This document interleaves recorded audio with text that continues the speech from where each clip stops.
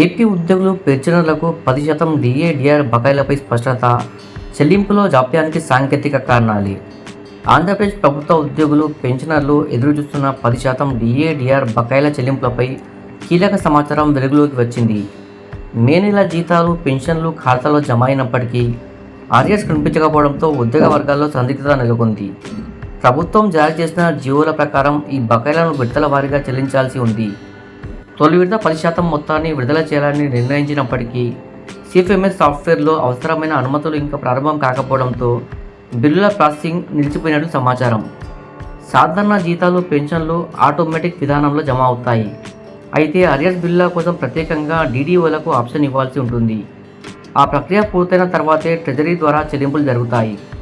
ప్రతి నెల 6వ తేదీ తర్వాత ఇలాంటి బకాయిల బిల్లులు ప్రాసెస్ చేసే అవకాశం ఉండడంతో త్వరలోనే ఉద్యోగులు మరియు పెన్షనర్ల ఖాతాల్లో ఈ 10% బకాయిలు విడిగా జమ అయ్యే అవకాశాలు ఉన్నాయని అధికారులు చెబుతున్నారు. ప్రస్తుతం ప్రభుత్వం నుంచి ఎలాంటి ప్రతికూల ప్రకటన రాకపోవడంతో ఉద్యోగులు ఆశాభావంతో ఎదురుచూస్తున్నారు. ఇప్పుడు అందరి దృష్టి ఆర్థిక శాఖ తదుపరి చర్యలపైనే నిలిచింది.